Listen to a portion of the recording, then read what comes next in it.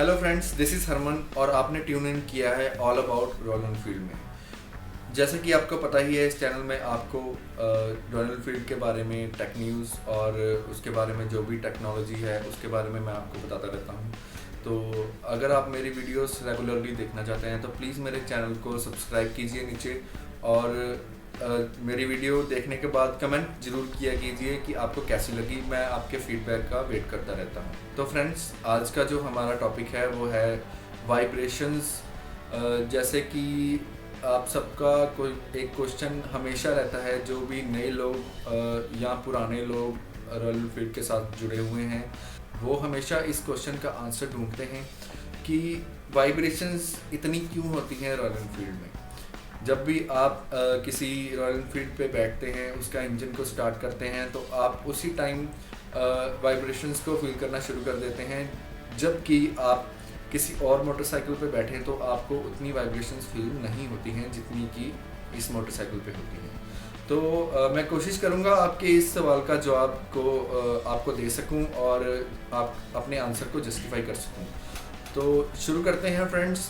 मैं आपको बता दूं कि इसका सिर्फ और सिर्फ एक ही कारण है, वो है स्लो स्पीड इंजन जो रॉयल एनफील्ड शुरू से बनवा रहा है। स्लो स्पीड इंजन के बारे में अगर मैं थोड़ा सा टेक्निकल साइड की तरफ जाऊं तो मैं आपको बताऊं कि जो स्लो स्पीड इंजन होते हैं इसमें पिस्टन का जो स्ट्रोक होता है वो पिस्टन के बोर से बड़ा होता है। अब मैं आपको इसके बारे में थोड़ी सी बेसिक नॉलेज देने की कोशिश करूँगा ताकि आप ये बोर और स्ट्रोक को समझ सकें।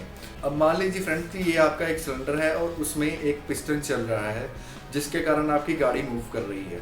अब जितना वो पिस्टन ऊपर और नीचे मूव कर रहा है उसकी अगर हम डायमेंशन को देखें तो वो होता है उसका स्ट्रोक, और जितना उस पिस्टन का डाया है, उस पिस्टन का डाया बाहर सर्कमफ्रेंस जिसको हम बोलते हैं, उसको मेजर करें तो वो उसका बोर है। स्लो स्पीड इंजन होते हैं जिसका कि स्ट्रोक जो है वो बोर से बड़ा है, और जो हाई स्पीड इंजन है वो उनमें हमेशा ऐसे होता है कि जो स्ट्रोक रहता है वो बोर से छोटा रहता है। तो जो हमारा रॉयल एनफील्ड है वो स्लो स्पीड इंजन में आता है, जैसे कि मैंने पहले बताया आपको। तो क्यों इसको ओवरकम नहीं कर पा रही है जो रॉयल एनफील्ड कंपनी है? क्योंकि दोस्तों वो कोशिश ही नहीं कर रहे हैं। रॉयल एनफील्ड एक लेगेसी है जो 1901 से लेकर आज तक चल रही है। नो डाउट इसके इंजन में कुछ ना कुछ रिफाइनमेंट्स हर एक एरा के बाद होती रही हैं। वॉर एरा के दौरान हुई, उसके बाद 70s में हुई, 80s में हुई, 90s में हुई, और 2000 में आके UCE को इंट्रोड्यूस किया गया। बट उसके बोर और स्ट्रोक का कोई भी उसमें रिफाइनमेंट नहीं की गई, क्योंकि वो स्लो स्पीड इंजन था, low power and high torque. Low power का मतलब है कि आपको ये उतनी हॉर्स पावर नहीं प्रोवाइड कर पाएगा। हाई टॉर्क का मतलब है कि टॉर्क आपको बहुत ज़्यादा दे पाएगा। आपने एक्सपीरियंस किया होगा कि अगर हम कोशिश करते हैं दूसरे या तीसरे गियर में इसको चलाने की, जब ये काफ़ी स्लो होता है तो ये किसी ना किसी तरीके मैनेज कर लेता है उसको सरवाइव करने की, और ये चलता रहता है, बंद नहीं होता है।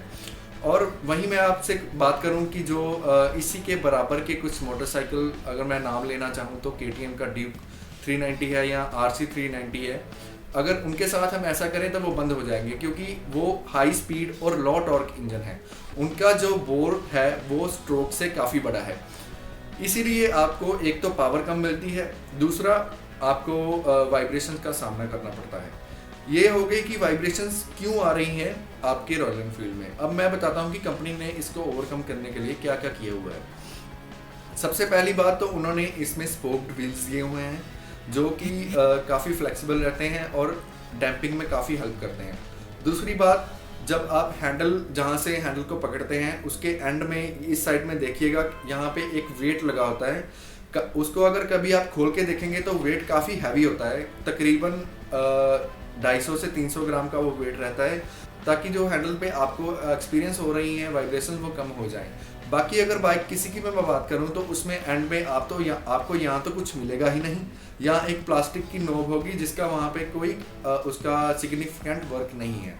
और तीसरी बात, जो वाइब्रेशंस को कंट्रोल करने के लिए उन्होंने की हुई है कि आपको एक स्टिफ सस्पेंशन मिलती है जो काफ़ी हद तक वाइब्रेशंस को डैम्प करती है। तो ये थे कुछ बातें फ्रेंड्स जो वाइब्रेशन से रिलेटेड मैं आपके साथ करना चाहता था। अगर आपको मेरी वीडियो पसंद आई है तो आप प्लीज़ इसको एक लाइक कर दीजिए, अपने सभी दोस्तों के साथ शेयर कीजिए, क्योंकि नॉलेज है जितनी बढ़ाएंगे उतनी बढ़ेगी। और आप इस वीडियो के बारे में क्या सोचते हैं आप प्लीज़ कमेंट कीजिए नीचे कमेंट सेक्शन में।